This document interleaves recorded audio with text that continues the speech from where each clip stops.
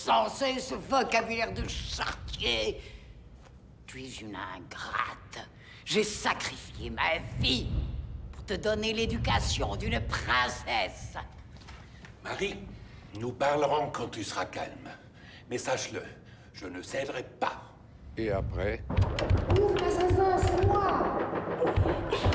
Puisque mon père et ma grand-mère me séquestraient, je me suis séquestrée moi-même.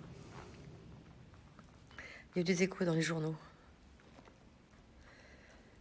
Et puis mon père a appris par monsieur Bonan, son comptable, que c'était les Léonie qui m'avaient monté la tête et qui avaient averti les journalistes. Il les a renvoyés.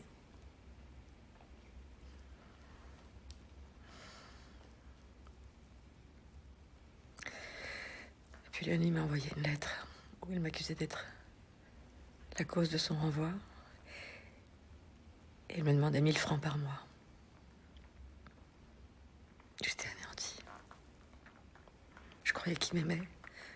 Je croyais qu'Angèle m'aimait. Et tout d'un coup, je me rendais compte qu'il n'avait agi que par cupidité. Léonie ne me désirait pas. Il ne m'avait jamais désiré. Il n'avait désiré que ma fortune. C'était comme un tremblement de terre. Vous n'avez pas parlé à votre père? Non. Ni à mon père, ni à Mimo. J'ai gardé le secret pendant 4 ans, jusqu'à ma majorité. Ma fortune me faisait horreur. L'amour me faisait horreur.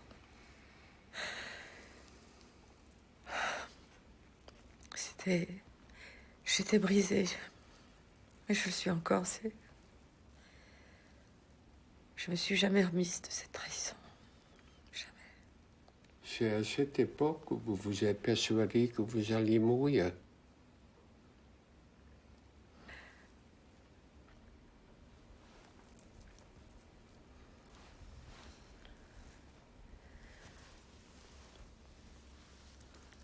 J'ai fabriqué les symptômes de la tuberculose.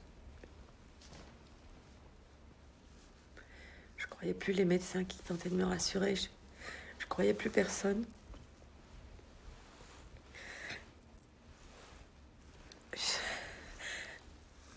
Je me traînais vers la mort.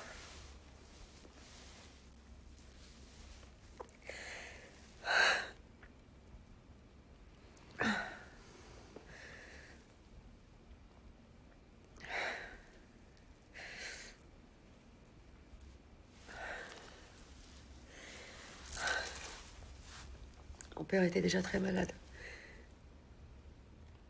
Il ne pensait qu'à une chose, c'était de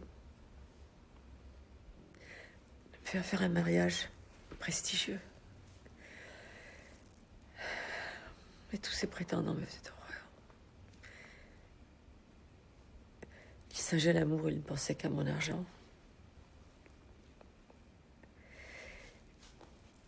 Et tous ceux qui étaient bruns comme Léonie me faisaient d'horreur. À votre majorité, vous êtes entré en possession de votre fortune.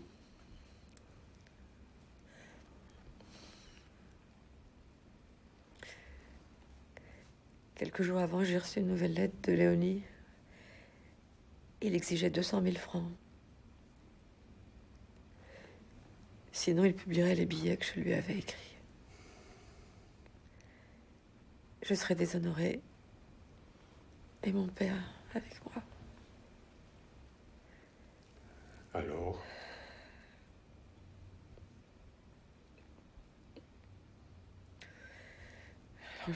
J'en pouvais plus,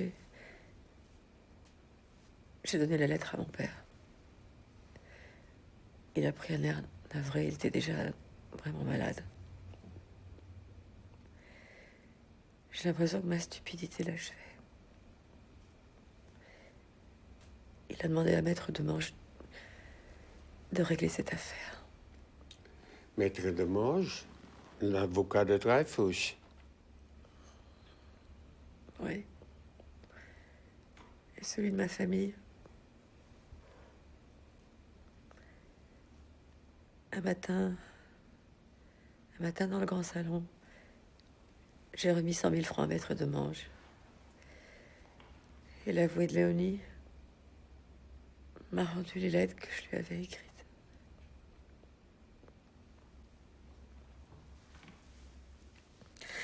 Ah, mais c'est atroce.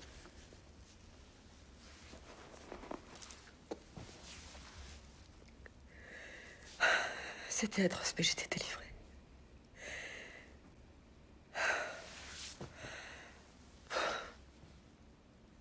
Je suis fatiguée. Ah, je suis épuisée. J'arrête. Je suis épuisée.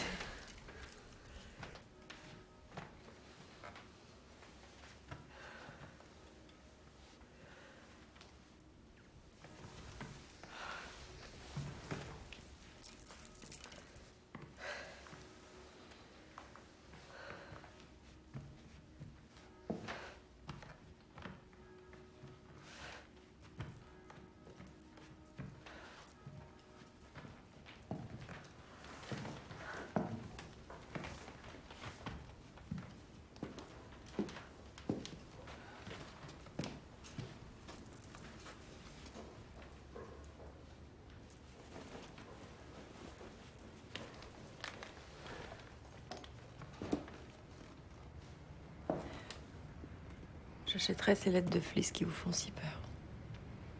Je sais ce que c'est.